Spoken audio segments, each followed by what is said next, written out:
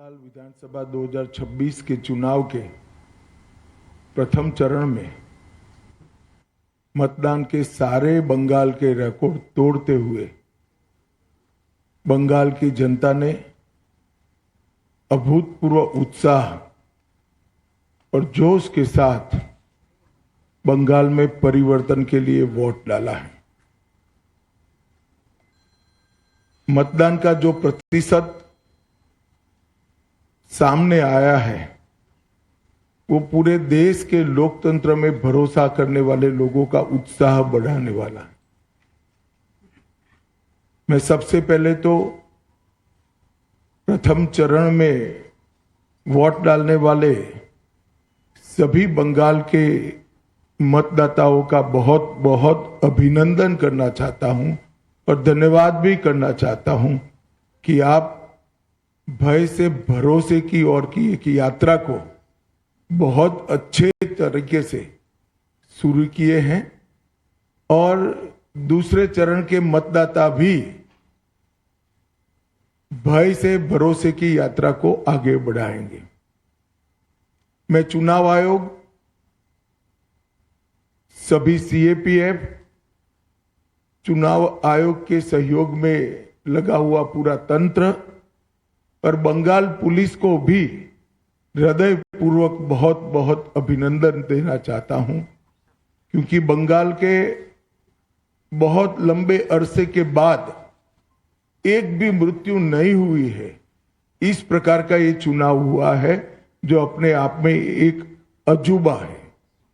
तो मैं चुनाव आयोग और चुनाव आयोग के तत्वाधान में सभी सुरक्षाकर्मी और सभी तंत्र को हृदय पूर्वक अभिनंदन देना चाहता हूं। हमारे पास जो फीडबैक है उसमें बंगाल की जनता ने अपना भविष्य पहले चरण में ही तय कर लिया। कवि गुरु टैगोर, महान सुभाष चंद्र बोस और खुदीराम बोस की ये भूमि ने विकास को चुना है और नरेंद्र मोदी जी के नेतृत्व में भारत के विकास की जो यात्रा चल रही है उसमें बंगाल के प्रथम चरण के मतदाताओं ने स्पष्ट कर दिया है कि बंगाल भी उसमें जुड़ने जा रहा है। 16 जिलों की 52 सीटों पर 92.98% मत ये निश्चित रूप से बताता है कि दीदी जाने वाली है और भाजपा आने वाली है। भय जाने वाला है और भरोसा आने वाला है। हमने कल देर रात तक हमारे सभी विधानसभा के कार्यकर्ताओं के साथ भारतीय जनता पार्टी बंगाल की टीम ने एक असेसमेंट करा है जो पोलिंग हुई है ऐसा इसका, और मैं स्पष्ट रूप से आपको बताना चाहता हूं 152 सीटों में से 110 से ज्यादा सीटें भारतीय जनता पार्टी जीतने जा रही है। इसका मतलब है कि दूसरे चुनाव चरण को मिलाकर हम प्रचंड बहुमत के साथ बंगाल में शुद्ध रूप से भारतीय जनता पार्टी की सरकार बनाने वाले हैं। मित्रों, मैं थोड़े आंकड़े भी देना चाहता हूं।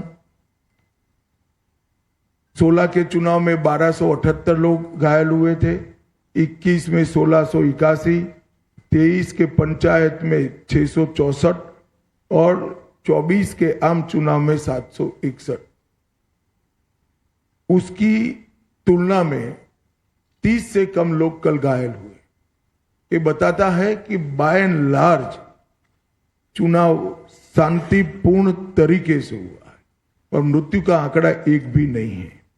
और ये जो चुनाव बढ़ा है, मतदान बढ़ा है, वो भारतीय जनता पार्टी की सरकार बनाने का, परिवर्तन का मतदान।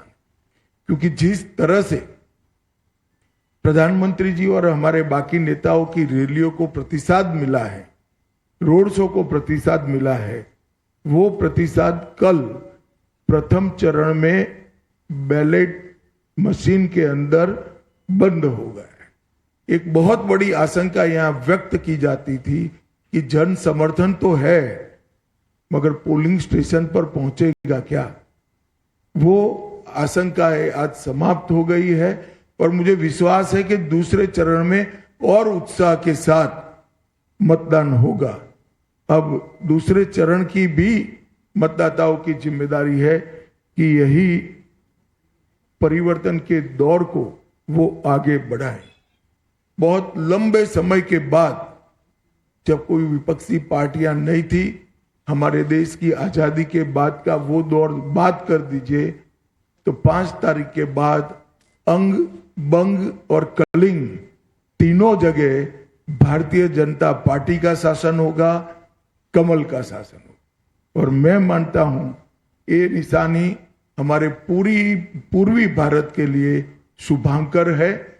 नरेंद्र मोदी जी ने 2014 में कहा था कि भारत की दोनों भुजाओं का, भारत माता की दोनों भुजाओं का सम विकास होना चाहिए। पश्चिम के क्षेत्रों में विकास काफी अच्छा हुआ है, कोई न कोई कारण से पूर्व के क्षेत्र पिछड़े हुए हैं।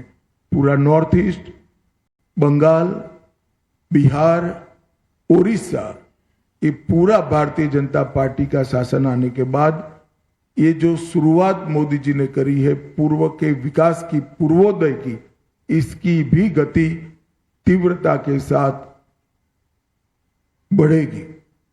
मित्रों, एक बंगाल की मुख्यमंत्री जी अफवाह फैला रही हैं कि बंगाल में अगर भाजपा का शासन आया तो बाहरी लोग शासन करेंगे। मैं दीदी को बताना चाहता हूं, दीदी बंगाल का अगला मुख्यमंत्री बंगाल में ही जन्म लेने वाला, बंगाली मीडियम में पढ़ा लिखा और बंगाली बोलने वाला होगा। इतना ही है कि आपका भतीजा नहीं होगा, वो भारतीय जनता पार्टी का कार्यकर्ता होगा। अगली सरकार बंगाल के ही भारतीय जनता पार्टी के कार्यकर्ता ने बनानी है। भाइयों बहनों, भारतीय जनता पार्टी की सरकार बंगाल में बनने के बहुत बड़े मायने, हमारी सबसे पहली प्रायोरिटी होगी कि बंगाल की महिलाओं को हम सुरक्षा प्रदान करें, उनको भय से मुक्त करें। जिस राज्य की महिला मुख्यमंत्री ये कहती हो कि 7 बजे के बाद महिलाओं को घर से निकलने की जरूरत क्या है, मैं मानता हूं उनको शासन करने का कोई अधिकार नहीं। मैं आज बंगाल की माताओं बहनों को आश्वस्त करना चाहता हूं कि 5 तारीख को भारतीय जनता पार्टी की सरकार बनने के बाद रात को 1 बजे भी छोटी सी बच्ची, किशोरी स्कूटी लेकर निकलेगी, कोई गुंडा उसके सामने आंख उठाकर नहीं देख पाएगा। और ये प्रतीकात्मक रूप से हमने आरजी कर की पीड़िता की माताजी को और संदेश खाली की पीड़िता को भी हमने प्रत्याशी बनाया।